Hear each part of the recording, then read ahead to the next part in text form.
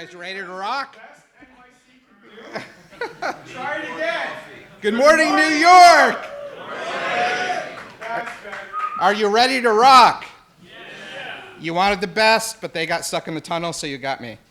So, my name is Brian Contos. I am the Chief Strategy Officer with Sevco Security. A little bit about me. I've been in cyber for about 25 years. I started with DISA, the Defense Information Systems Agency, and then after that, Bell Labs, and then just started building a bunch of startups with friends. So I've had 2 IPOs. I've had 8 acquisitions. We were just sold my last company to Google about a year ago. It's been a fun ride. I wrote a book, a couple books, but I wrote my last book with the director of the NSA. My mom said it was good. I think she's the only one who read it. So just food for thought, if you ever write a book with somebody that's been with the NSA for 35 years, note they're very verbose, and the book can stop a low-caliber bullet. I did a documentary with General Michael Hayden, former head of the CIA and the NSA, and literally dozens of people saw that as well. So I haven't been that successful on that side of the house, but I do enjoy building companies. As my wife likes to tell me, she measures it based on weight. So I've gained about 5 pounds per IPO or acquisition, but I did the math, joke's on her, it's closer to 6.5 pounds per IPO and acquisition. So today's presentation is xIoT hacking demos and strategies to disappoint bad actors. So xIoT is one of those made-up terms. Well, I guess every term is a made-up term, when I think about it. Like Ohio, that's made up. The brain named itself, so that's kind of made up. So anyways, it stands for Extended Internet of Things. And we'll dive into what that means. So what exactly is xIoT? So it's really 3 categories. The first one is what we generally think about when we think about enterprise IoT. These are security cameras, digital door locks, UPS systems, printers, products like that. And by the way, out of all of the products, printers are by far, 100%, the most promiscuous of all IoT devices. In fact, I think there was a Nelly Furtado song about printers a few years ago. And what I mean by that is you can connect through wired, wireless, Bluetooth low energy, HTTP, HTTPS, SSH, Telnet, FTP, TFTP. They're like, use me, print me, use my ink. So by far, we see these promiscuous printers being attacked almost more than any other device. The number 1 device by far is security cameras, but printers, just because the volume and variety are really high. So that's enterprise IoT. The next category, the second of the 3, this is OT. These are things some people just call SCADA devices or industrial control systems. It's digital equipment that controls physics, voltage, volume, speed, different mixtures if you're talking about like batch manufacturing versus discrete manufacturing. These are the devices that you see in power and energy, oil and gas, transportation, building cars, etc. So these are those OT devices. The final category, which we're all familiar with, but a lot of people tend to skip over this when they think of xIoT, these are the network devices. These are the switches, the NAS, the load balancers, the wireless access points. Now, what all these groups have in common, besides just being in my presentation, is they're purpose-built firmware and hardware. So you typically don't use a camera for printing, and you typically don't use a digital door lock to be your UPS system. So they're purpose-built. Even though they're purpose-built, they're generally running popular operating systems, typically Ubuntu. We see BusyBox. On the network side, a little bit of BSD, and on the OT side, you see real-time operating systems like VxWorks. By and large, though, usually Linux, or Linux-like, like Android, for example. They're network connected almost always. Some of the real old school OT stuff that they depreciate it like they do turbines when they're at a dam, that stuff's been around for decades. So some of those things aren't network connected, some of them are. Some of them are actually running like Windows NT 3.51 or the real new stuff, NT 4.0, which has been end of life for about 20 years. And they can't run, for the purposes of this presentation, kind of why we put this together, security. So you can't load Cylance, you can't load CrowdStrike, you can't put McAfee, you can't put an endpoint anti-malware firewall or IPS on these systems. You just can't load it. They don't operate that way. There are some companies that are trying to look at microcode that you can put on there, these micro agents. That has to be done at the manufacturer. It hasn't really caught on. So technically, These are non-security capable devices. There's things you can do to make them more secure, but you can't install the things that we think about generally in IT on these devices. Now, while this presentation is about xIoT and hacking xIoT, and it's really interesting, don't lose the forest through the trees. Remember, xIoT is just another asset within your environment. Just like you have laptops, cloud, SaaS solutions, applications, users. And you probably have some type of asset intelligence program. Hopefully none of you are using spreadsheets still, although I know some of you are, to track all your critical assets within your organization. So you shouldn't have a separate xIoT security group. You might have people that specialize in that, but it should be part of your overall security group.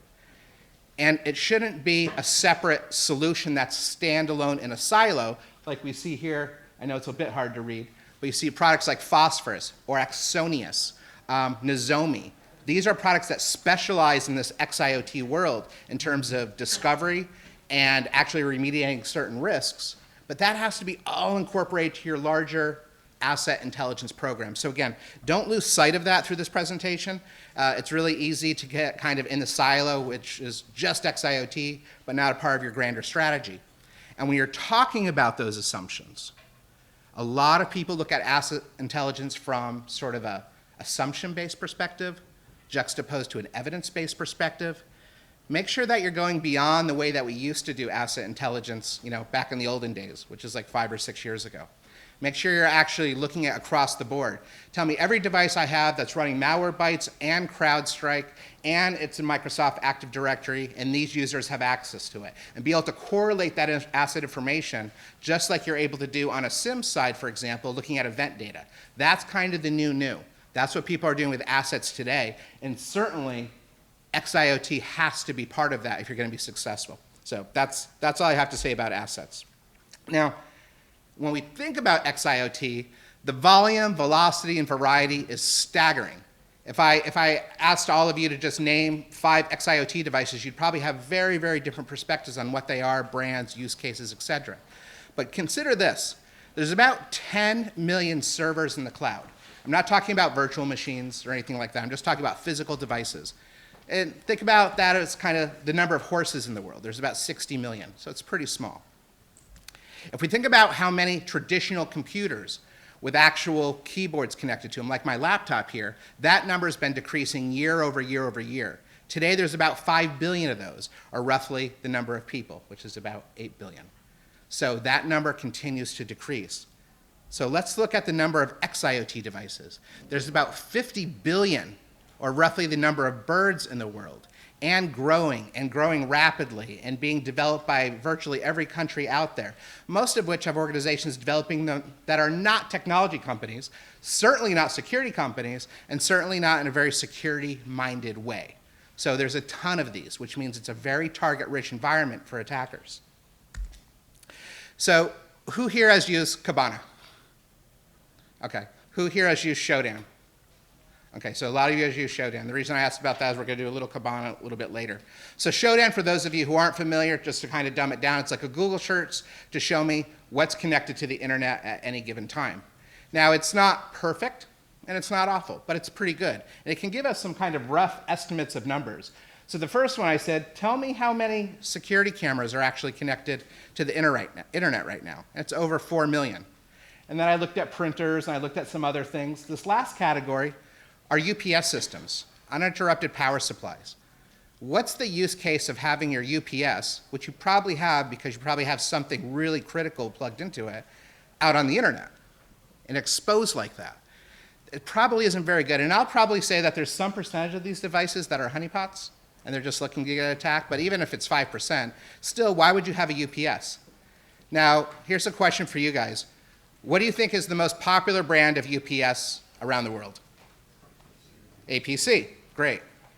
Furthermore, what do you think the default username and password is on APC UPS? APC, APC. And if you didn't know, I used this other hacking tool called Google.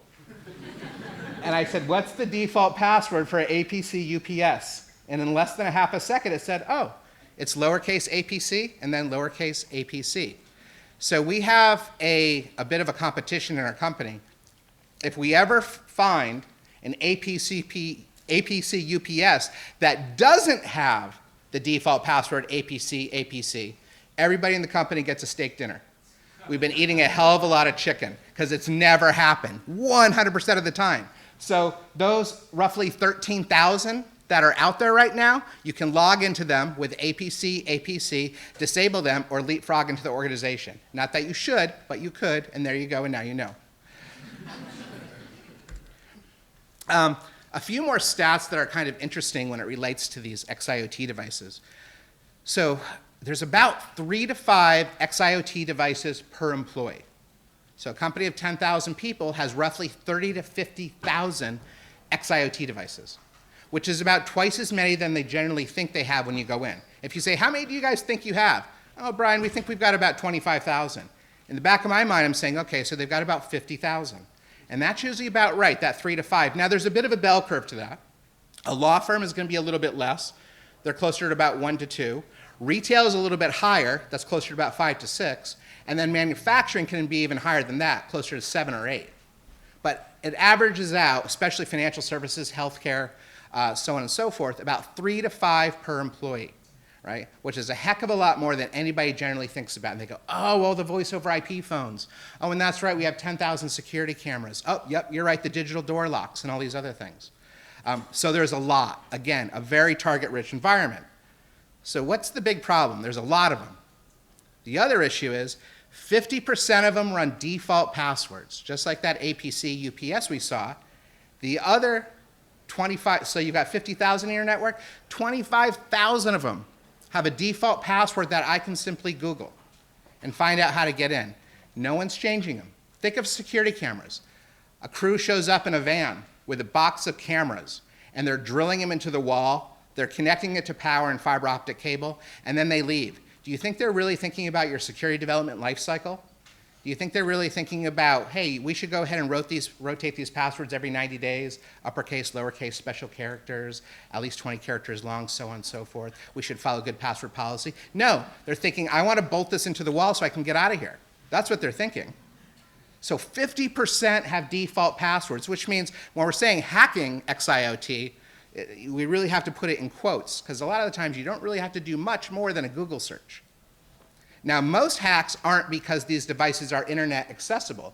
We'll talk more about that later. Most hacks actually don't get in that way. But the fact that we just showed you with Shodan, there's a heck of a lot that are, it just kind of makes life a little bit easier. So 50% default passwords. The next issue is end-of-life firmware. About a quarter are running end-of-life firmware. There's no support, there's no patches coming, there's no updates, but they've been there and they're running. The other 3/4, well, those guys, the average age is 6 years. The average age of the firmware on an xIoT device is 6 years. We've all got a smartphone in our pocket, or we're holding it up and taking pictures of my slides. Regardless, would that phone work if the OS was 6 years old or the apps were? No. Or if they would, they'd be horribly degraded, right? But we're expecting these devices that are running critical enterprises to operate this way. So it's a very sad state. And what comes with old end-of-life firmware? Vulnerabilities. So if you look at these stats, 70% roughly have level 8, 9, and 10 CVSS scores. So CVEs of an 8, 9, or 10. So some of you are probably very familiar with these ratings. Those of you who aren't, a level 8, 9, and 10 means with little to no skill, closer to no skill on the 9 and 10 side, I can get remote access to your device and completely take it over. Okay? So that's the state of the state. There's a lot of them. They're very vulnerable, and the bad guys have taken notice. So there's a few common attack types out there. The first one is legacy attacks. And this is the ones that people, when they think about xIoT attacks, these are the ones that flash into their minds first. Who's heard of Mirai? Great, quite a few of you actually. Okay, so Mirai is the grandfather of IoT attacks, right? It was specifically set up to go after security cameras. And what it would do is it would get into the security camera, it would load some malware, and then people are able to turn that camera into a bot and do black hat search engine optimization, malware distribution, phishing, DDoS, all the things that bots do. Well, what they found, these attackers that were using Mirai, was, hey, there's a lot of shared libraries, and there's a lot of sort of shared code and binaries, and white labeling that's done in xIoT. So it's not just this camera that has this really bad code and this default password and is running Telnet. It's actually this printer and this phone and this door lock and all these other devices that they're using the same code because the people that created it weren't security engineers. It's not a technology company, and they just plugged all this stuff together. So the white labeling and the shared libraries really impacts xIoT. So when Mirai came out, it went from cameras to very quickly a much larger network. At its peak, Mirai had more processing and network capability than Amazon and Google combined of xIoT devices. What the hell? That's huge, right?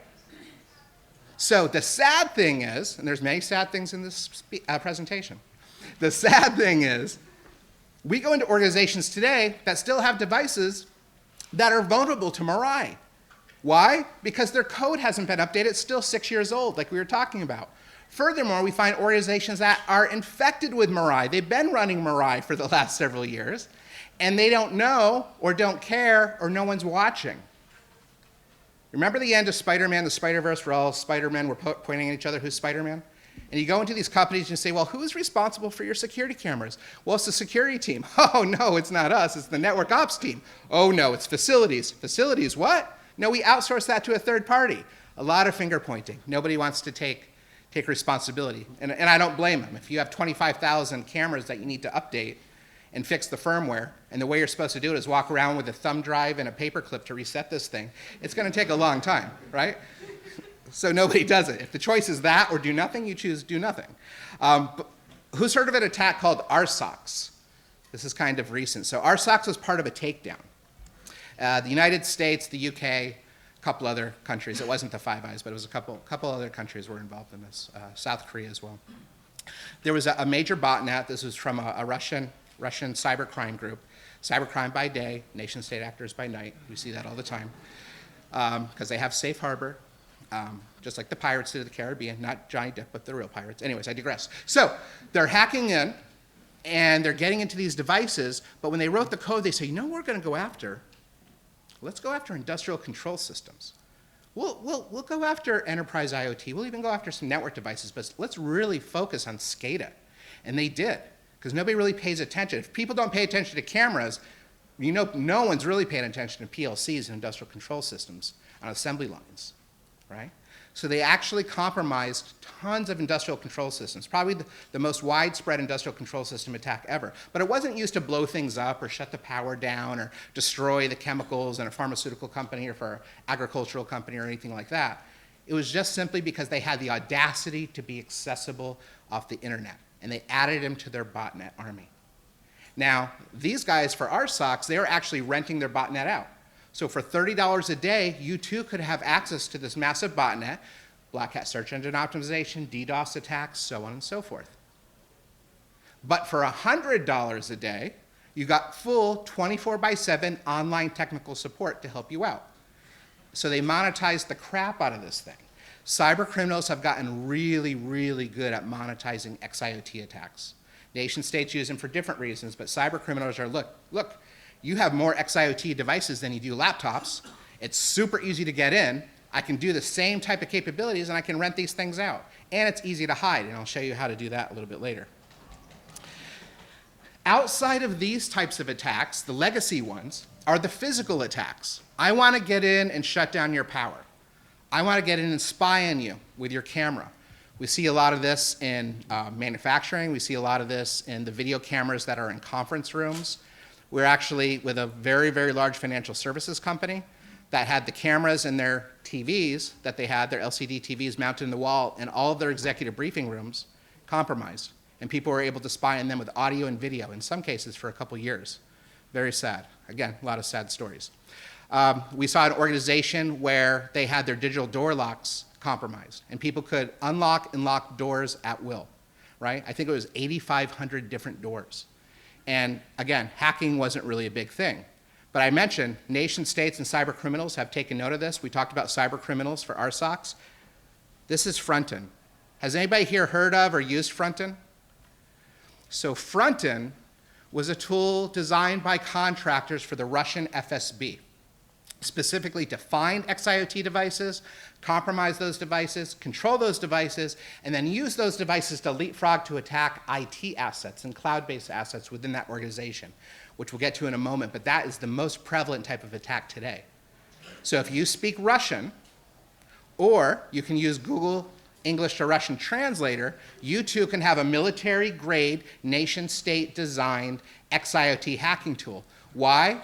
Because after they built this tool, the Digital Revolution Hacking Group actually stole it from the Russians and released it. So you can download it on any of your favorite locations where you guys, which would never, I'm sure, download illegal stuff, but the same place where you can get movies and other tools and things like that, you can also download Frontin. And it's a very powerful tool. It's very well made, actually. The next type of attack are OEM attacks. This one's really, really interesting. So there's a number of security camera companies out there that ship not with malware on their devices, but with mal-design. They're designed to be evil from the get-go.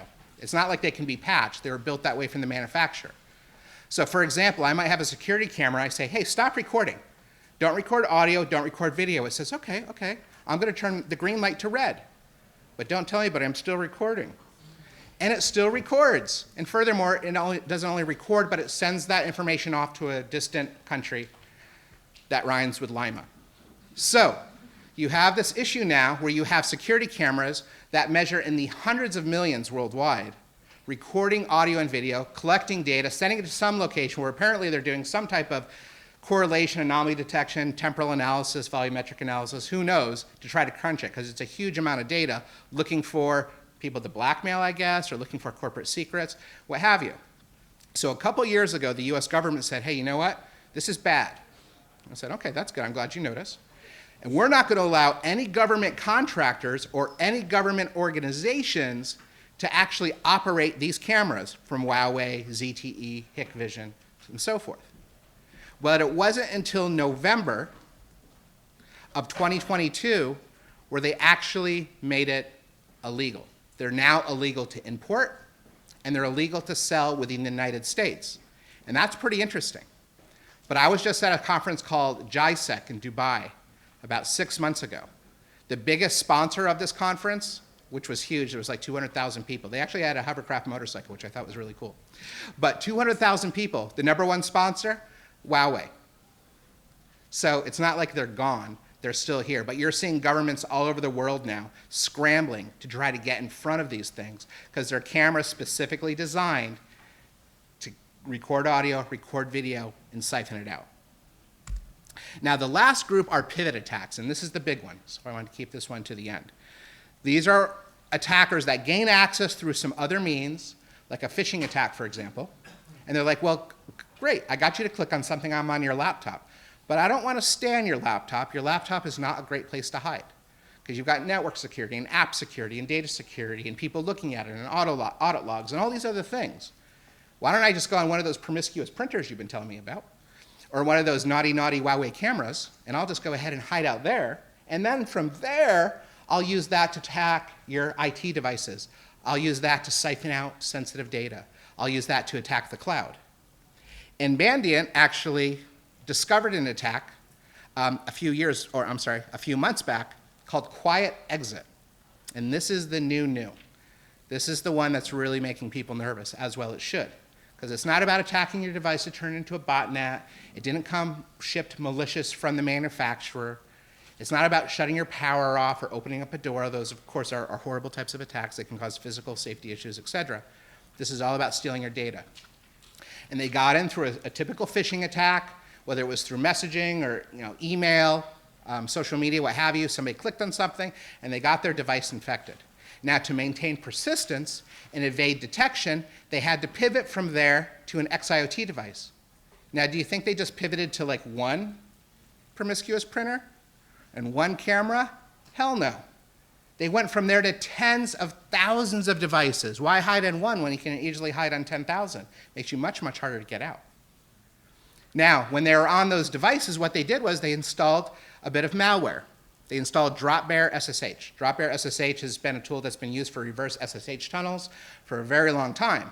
What was interesting about this is it was being installed on a lot of network devices, NAS, wireless access points, which is BSD, and a lot of voice over IP phones, cameras, and things like that, which is mostly BusyBox and Android, Linux, right? So they installed that. From that point on, they were able to remotely control those xIoT devices from whatever location they were at. And they used it in this particular case. This is what these APTs were up to. They used it to log on to Office 365 in the cloud. They actually set up APIs into it and local exchange services. And they were pulling emails, and they specifically targeted the emails from executives, anybody that had to do with M&A and BD, things like that. A lot of this was probably tied to making investments and short sells and things of this nature. That's what they were going after. They got in through phishing, pivoted to xIoT to maintain persistence, evade detection, then attacked IT, then attacked cloud, and stole sensitive data. In almost every case, the minimum amount of time that these guys were within the network before the initial discovery, we're not even talking about getting rid of it, was 2 years. For 2 years, they were siphoning off sensitive data in this way because no one's watching these devices. Nobody's thinking about them. And like Spider-Man, everyone's hoping somebody else is doing it, right? So let's look at how you actually hack a security camera. So we've got Kali Linux here, and I think I did this in 4.3, hoping this would be easier to see, but I actually have some pop-ups that will bring up the text, so hopefully this will be a little bit easier. So we're going to hack a security camera, soup to nuts, and just show you how easy. First, I'm just going to log on to the security camera just to show you what you can do. Most of you are probably familiar, but most security cameras have a web server, and you can log into this web server. Nothing's hacking now. This is just logging in. And there's a couple things you can do. One thing, you can look at the live view, and you can see what's the security camera looking at. And in my case, I have my security camera looking at a very secure Netgear device and a Hikvision camera. Okay, so it's just staying there on the desk. So nothing really too interesting at this point. But the next thing we're going to do is look at the configuration information, because you can do that as well.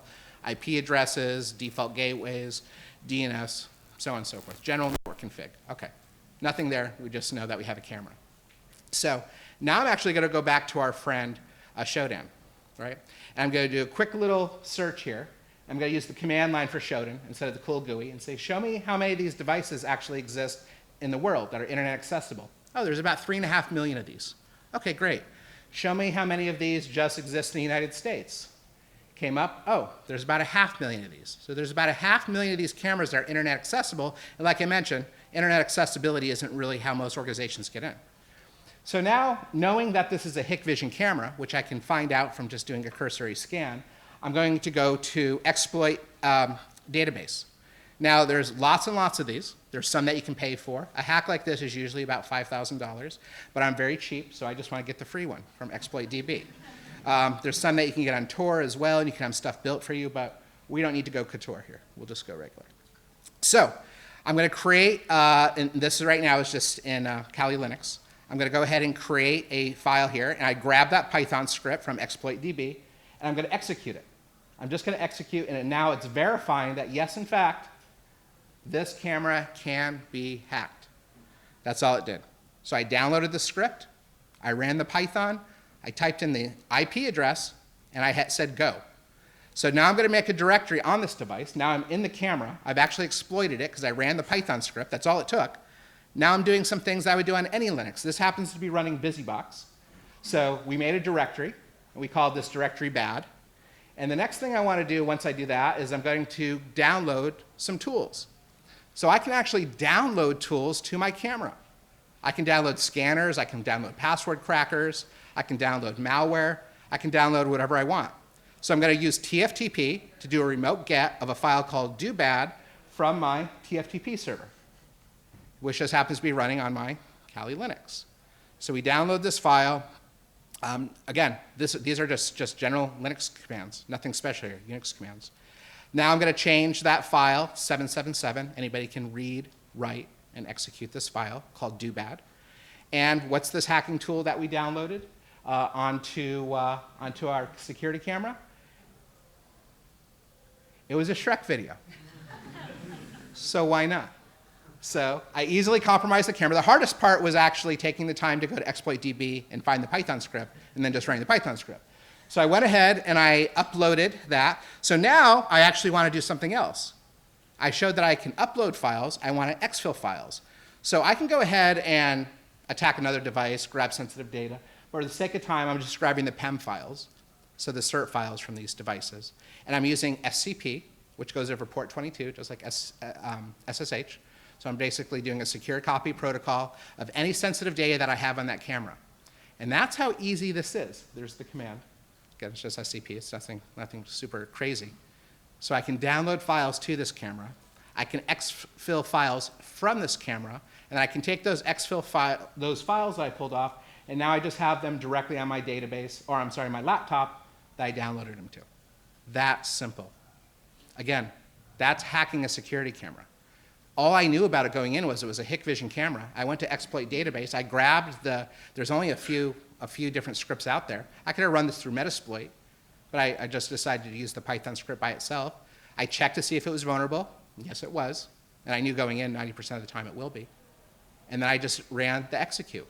And once I execute that, I have full administrative privileges on that device, lower than the application that's actually running the camera. So very powerful capability there.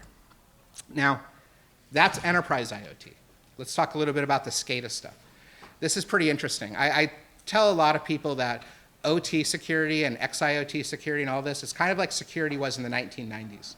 It's very, very early. Siemens experienced an attack called S7 Plus crash. They named it that. I don't know why. A very simple attack. You have to simply send TCP packets on port 102 to the PLC, which stands for Programmable Logic Controller.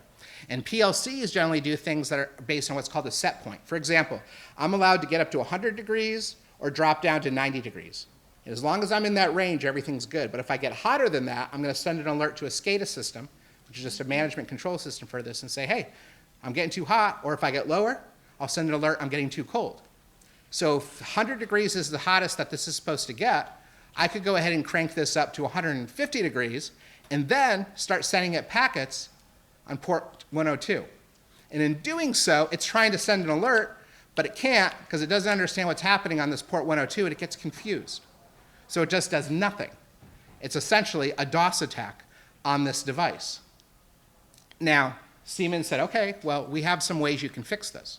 The first thing you guys need to do is enable passwords. So, okay. So enable a password on the PLC. And then after you do that, hold on to your hats. You need to set a password. Okay. So I'm going to turn on passwords and then put a password in. Then it said, you should also update your firmware, because we know a lot of you guys are running really, really old firmware. So just do a patch update. Okay, thank you, Siemens. And what's the last piece? Turn off stuff that you don't know. Because while our PLCs aren't super naughty like a printer, they're still pretty darn promiscuous. They're running a whole bunch of open ports, FTP, Telnet, things like that that you probably don't need. They might be running Wi-Fi. They might be running Bluetooth Low Energy. Shut that stuff down now. Now, this wasn't bad from Siemens. This is good information. But this was like Security 101 in 1995, right? But these are the types of things that we see time and time again. So I'm going to show you another attack. I think this one will be a little bit easier to see, because it's actually with a real physical robot. It's the neatest way to look at this. But this is an attack against an industrial robot. This robot is about 300 pounds, and it connects to a power supply that's about 200 pounds. So it's not very mobile, but it is pretty cool. And we're going to do a live attack on this. Now, a couple things about these robots. These robots are used both in batch and discrete manufacturing. So they can be used for making Volvos, or they can be used for making pharmaceutical medicine. They're really good at cutting and grinding and welding and poking and all sorts of cool things. We use it for much less technical things than that. You could also make it do push-ups, which is kind of neat, we found out. And I don't think that's the intended use case. So we went ahead and got this robot, which any of you can buy one. They're not like super secret. We got the license for it and the latest, greatest software and loaded it on there. That was actually much harder than acquiring the robot, because it was, apparently they don't just sell this to everybody, because who is buying software for a robot? Not many people. It's a pretty finite group of folks. And we went ahead and tried to figure out a way to hack it. Well, it comes with this remote control. This is called the pendant. And like any remote control, if you ever played with a remote control cars. This is like the old school one where it's connected via a wire. So you've got this remote control, and we wrote a very small basic bit of code, a configuration, that said go ahead and touch the top of the can. That's all we're doing. We're having, because we're super creative, and we took this really expensive robot, and we said let's bolt it to a crate that it was shipped in, and then let's put some blue blankets behind it and have it touch the top of the can. So this pendant is what you use to actually manage it, but it can be managed two other ways. The other way is through these two PLCs you see in the racks, a Rockwell or a Siemens, like we talked about with that Siemens attack. But the third way is really cool. We found out, oh, this is network connected. I can ping it. Well, that's pretty cool. I'm sure there's no problems there at all. So let's see what we can actually do. Well, it's running a web server. That's cool. We just did a little port scan on it. And we pull up the web server, and if that's not 1995 web UI, I don't know what is. So anyways, we pull up the web server. Again, this web server is running on the robot. It actually comes default. We didn't change any configurations. This is how it is out of the box. And we can see things like, there's the version. So this was from January 10th, 2023. We see some other information. Who knows what any of that means. But we can go ahead and look at some of the other configurations on this device, like active programs. Now, when we pull up active programs, we can actually see what's running. Here's the thing. Intellectual property for a manufacturing company, both batch or discrete, it's stored on these devices. All these set points, all these configurations, whether you're making a drug or a Volvo, that's where it is. It's not on a file server. It's not on an Oracle database. So if you can steal that, that's actually real IP, really, really expensive IP sometimes. So we found out through the web server, well, I can look at all your configurations. So that's a thing. The next thing we found out is, wow, it comes with a virtual version of that physical remote control, that iPendant. So I can actually do all the things that remote control did through this very old school web interface. And I go, oh, that's neat. Look at all these things. And sure enough, look, it even has an FTP server. Could that be right? And it's anonymous? What? Let me pull up the documentation. The documentation was nice enough to say this. Hey, you might find it says anonymous FTP. If it does say anonymous FTP, don't worry, you don't need a password. Thank you, Internet Accessible PDF. So now we're going to FTP into this guy.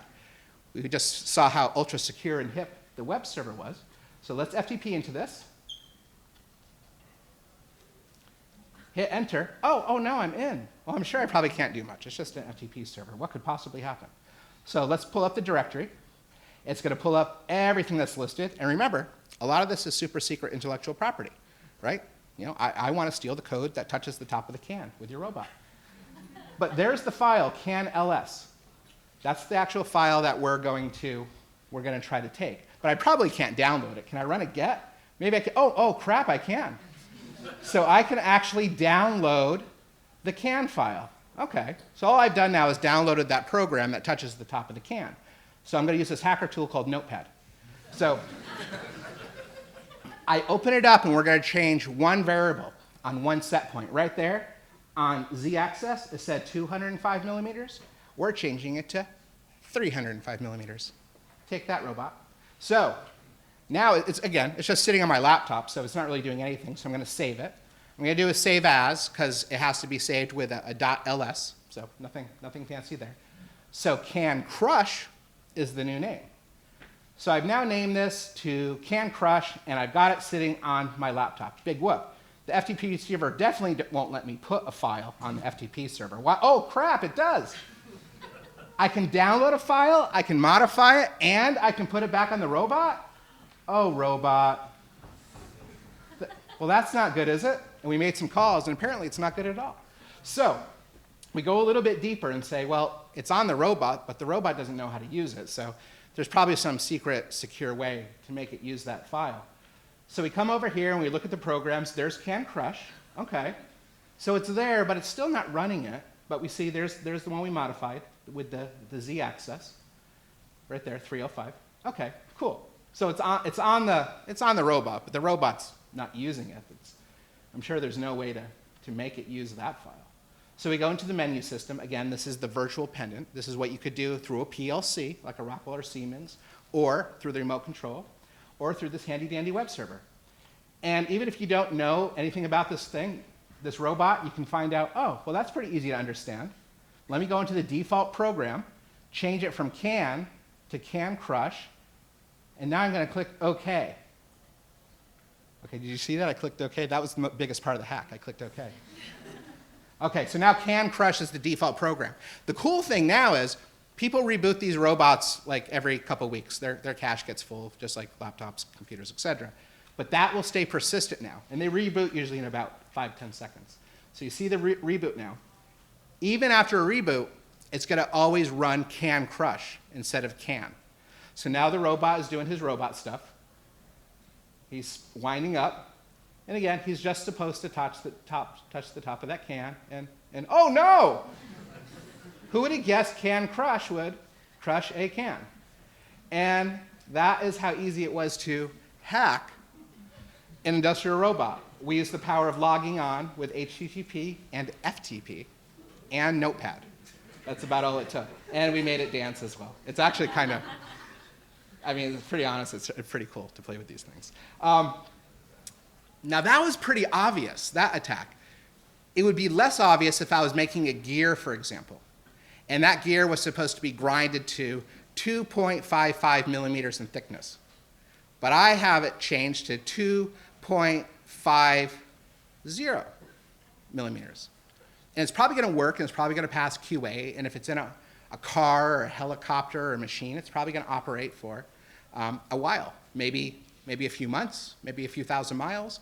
But then there's going to be too much friction, and something's eventually going to break.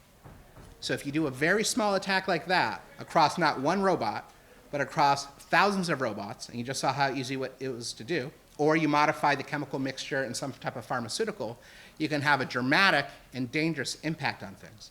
And it was that small.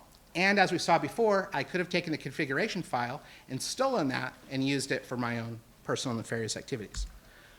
So we looked at enterprise IoT, we looked at OT. Let's now look at network devices. I'm not going to do this as an attack. I'll just walk it through because this one's like watching paint dry. So this is network gear. So it could be a Netgear, Linksys, whatever. We're all pretty familiar with these. But there was an attack called VPN filter, which was a bit of malware. And the compromise, get this, was the remote managed service port was running with a default password, which you would never guess an xIoT device would have a default password, but this one did. And they logged in with the default password and loaded VPN filter, which was the malware. Now this malware could do a couple of things. One, it could capture traffic, but I guess that's kind of interesting. I mean, oh, I'm going to sniff for TFTP, I'm going to sniff for FTP and Telnet and this and that. Maybe POP, I guess, is an interesting use case, but not uber interesting. Also, when you're doing heavy sniffing like that, it's like running it in debug mode, and it actually has a performance impact, so most people might detect that. The thing that's pretty cool, though, just like we did on the robot, is it stays persistent post-reboot. Because a lot of the malware previously to this generation, once it got rebooted, it was gone. But this actually stayed persistent, so that's pretty valuable. But the really, really nefarious part was, if they just got pissed off at you, they could just wipe the firmware and destroy the router. And probably not for the people in this room, but most of the people outside of this room aren't going to take the time to figure out, okay, let me download the latest firmware and update it and fix it. They'll just throw it in the trash, go down to Best Buy or order one on Amazon and be off on their way. So that's how the network ops attacks work. So that's kind of all the bad stuff. Let's talk a little bit about how to mitigate these attacks at a high level. So a lot of people say, well, I don't even know where my stuff is. You're saying I have 3 to 5 per person. How do I even find them? Can I scan for them? Well, not really. There's great tools out there for scanning. There's Tenable and Rapid7 and Qualys, but they don't work well in xIoT. And you can't really do this in an OT environment because they'll break your laptop in half and throw it in the ocean because it can knock those devices down. Oh, I see an ICMP echo request 3. I don't know what that is. That's a ping. And they go, oh, I'm going to fall over and die because their TCP IP stacks were written in a vacuum and they never were expected to be operated in this way. They're more expecting things like Ethernet, serial over Ethernet or Modbus or DNP3. So sometimes when you hit them with a TCP IP packet, they die. So you can't scan. Okay, well, if I can't scan, what's my other option? Should I sniff? Well, sniffing's okay, but most of the communication for these devices is encrypted. So it's hard to ascertain what the device is by sniffing traffic. It's kind of like walking through a cocktail party where there's 100 people and each of them speaks a different language that you don't know. And as you walk through there, you have to figure out what country they're from, what their name is, and what their birthday is. It's sometimes you might be able to, but probably you won't. So scanning doesn't really work. So there's a new breed of products out there I mentioned, like Nozomi, Armis, Phosphorus. These are xIoT security platforms, and they're designed to do what's called intelligent discovery. And they all work in a little bit different way, but the idea behind it is they actually log on to these devices, all these disparate devices, in the way that they're designed to talk. So it's like C-3PO, right? It was a diplomat, and he could speak like 1 million languages, including water evaporators and binary.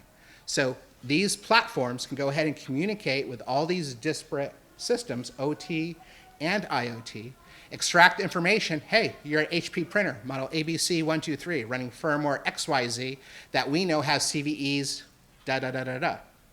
And it can pull out all that information. Now it moves on to the next one, the next one, the next one. So that's a really good approach. But remember, think back to what we talked about initially.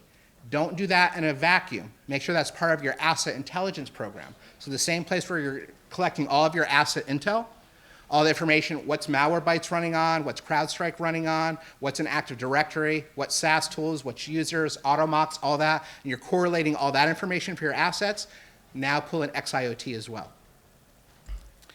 Once you do that, now you can actually start affecting change. Because we talked before about the security cameras and the people armed with a thumb drive and a paperclip to update those cameras. No one's going to do it. Well, these tools can actually do a few things. The first one is manage credentials. So PAM tools, things like HashiCorp, Thycotic, CyberArk, they're great at IT management, but they're not great at talking to xIoT devices. They can't. But they can talk to xIoT platforms, which talk to xIoT devices. So now you can start enforcing password policies. So instead of having 50% of your devices with default passwords, you can actually rotate those passwords based on your policy every 90 days. And the xIoT platform is smart enough to say, hey, this device can only take a 4-digit numeric PIN, but this device can go 20 characters, but for some reason not the letter L. I mean, we've seen all sorts of weird things. So it pulls in this intelligence, and you can actually say, okay, this is what my password strength can be, and now we're going to rotate it every 90 days. So that's really a powerful tool. So first off, let's make sure it's got strong creds, because Siemens says, make sure you have a password capability, and then add a password. So number 2, let's upgrade the firmware. Again, most of this firmware is 6 years old, or it's end of life. It's filled with vulnerabilities. So just like with the PAM tool, these devices on these xIoT platforms, Exonius, Nozomi, Phosphorus, they can log on to these devices, update the firmware, do the patches across your 10,000 phones, across your 20,000 cameras, across your naughty promiscuous printers, and they can bring everything up to date, which is really nice. And they can even do downgrades, and there's some other features there, but I'll let you guys check out some of those tools. The next one is looking for environmental drift. The second you update all your systems, as we all know in this room, wherever you started is probably broken again. So you have to have this constant monitoring. And a lot of these platforms work by relogging into these devices on a daily basis. And they say, hey, wait a tick. You were on version 5, but now you're in version 2 of the firmware. You had this awesome password through HashiCorp, but now it's set back to the default password. You weren't running Telnet and FTP. You were only running SSH, but now you got all the clear text open back up. So you can look for drift, so you can manage by exception, which means you can scale. So if you have 50,000 devices, you know these 5 devices change. So that's really important. And then the last piece these tools are great at is isolating all the malicious, nefarious devices that are illegal, like those security cameras out of China, Huawei, HKE, Hikvision, that you know are spying on you. You know you've got in your network. Well, how do you get rid of them? They do a soft brick. What that really means is they usually change the default gateway on it, so it can't actually get out on the network. And then you can go around with a drill and bolt cutters and take them out wherever you need to take out and replace it with something that hopefully is not spying on you. So as we wrap up here, it looks like we're almost at time. This is what I would suggest to all of you that are working with organizations that you think you might have some xIoT devices. Over the next week, just make some inquiries. Like, what are we doing for these devices? Is anybody managing our printers, our cameras, our door locks, all these things? Just kind of to get a state of where you are. Sadly, most organizations don't really have any process related to this. If they do, they're saying, oh, we're just going to stick everything behind a VLAN. We know the passwords suck. We know the firmware is filled with vulnerabilities. We know how it has all these issues, but we're going to stick it behind a VLAN. Nothing against VLANs, but you should really fix your stuff and not just stick it behind a VLAN. Plus, that's a very expensive and unscalable way to approach things with 50,000 devices. It's kind of like I'm typing away, and I cut open my left hand and it's bleeding everywhere, and I should go to the doctor. But instead of going to the doctor, I take my ham sandwich out of my backpack, take the bag out, put it on my hand, and wrap it up with duct tape. Sure, I'm not getting blood on my right hand on my keyboard, but I still got a bloody hand in a sandwich bag. It's pretty stupid, right? Not saying VLANs are like that. So, the other things that I'll tell you in the next 3 months, go ahead and try one of those tools, Phosphorus, Nozomi, Armis, and see what's on your network, see what the vulnerabilities are. And then, should you want to go that next level, start integrating those tools, if you decide to purchase them, into your greater asset intelligence programs. So you can actually manage these devices, monitor these devices, be proactive about mitigating the threats, and going on from there. If anybody wants to reach me, here's my email, brian@sevco.io. Here's my LinkedIn. I know some of you are college students. We have a pretty beefy internship program. We're based all over the place. I live in San Francisco. We've got people in Austin, people all over the country. So go ahead and hit me up on the email, and I'm more than happy to point you to our HR folks. And I think we're at time? We're at time. Thanks, everybody.